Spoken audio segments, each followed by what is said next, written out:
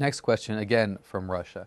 Well, this moving to the Middle East and North Africa. Have NATO's frameworks in the Mediterranean dialogue, that's North Africa, Israel, and the Istanbul Cooperation Initiative, the Gulf, led to changes in the Middle East, or are they a reflection of the new importance and changing security situation in the region?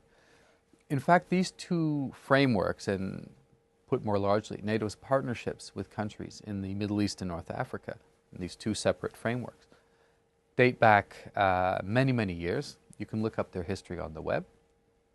We've always believed, well, it's obvious to anybody, that the Middle East and North Africa is a region of key strategic importance, and I don't need to explain to you why.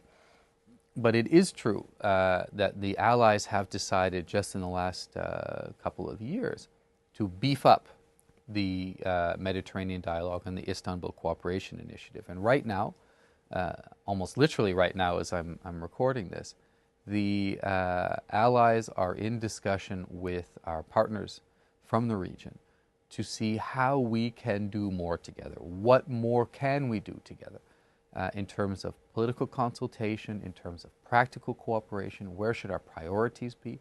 Can we provide more support to them on their request for their reform processes? Would Libya like to join the Mediterranean dialogue, the 7 other countries in the MD, so that it can take advantage of all the experience and capacity that NATO has to help them build security in their own country, to build a defense ministry, build an armed forces that can provide for security in its own country.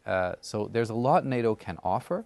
There's a lot we want to offer, but we want to do it according to the priorities of our partners of the region. So they're talking to us, we're talking to them. And what you'll see, I think, at the summit in Chicago around the 20th of May is a declaration by NATO, which of course will, well, I believe, have the endorsement of our partners in the region, of how we're going to do more together. And the word together is the word I want to stress. There will be no imposition by the alliance of anything on anyone. On the contrary, we want to hear from them and meet their needs in a way, of course, that we can afford and that meets our priorities as well. So you'll see more out of NATO in the next little while.